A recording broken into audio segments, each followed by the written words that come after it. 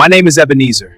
I stand before you today not as a perfect man, not as someone who has it all figured out. It's proof that God still calls ordinary people to do extraordinary things. There was a time I tried to run from this calling. Not because I hated God, but because I was afraid he would choose me. I knew my flaws, my fears, my doubts, and I kept asking, Lord, why would you trust your people to someone like me? And I learned this truth. God does not call the qualified, he qualifies the called. I was young. Too young, they said, too emotional, too hopeful in a world hardened by pain. Yet the voice of God followed me in the quiet of the morning, in the stillness of the night. Here I am, Lord, if you can use me. God did not call me to impress people. He called me to love them back to life. When God places people on my heart, I could feel it heavy without them speaking, their silent battles, their hidden tears.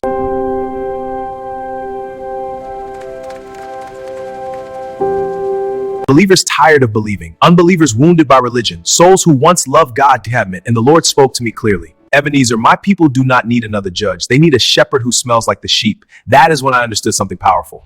Love is not loud, love is consistent. Faith is not forcing, faith is inviting. If you believe in Christ, but you feel empty today, hear me. Your faith is not dead, it is exhausted. You prayed prayers that felt unanswered. You served while bleeding. You smiled while breaking. But God has not forgotten you. Jesus sees you the same way he saw Peter after the denial, not with anger, but with restoration. And he is asking you one simple question: do you still love me? If your answer is yes, even through tears, then rise again. Grace is still working on you. And to you who do not believe, or who stopped believing, I am sorry.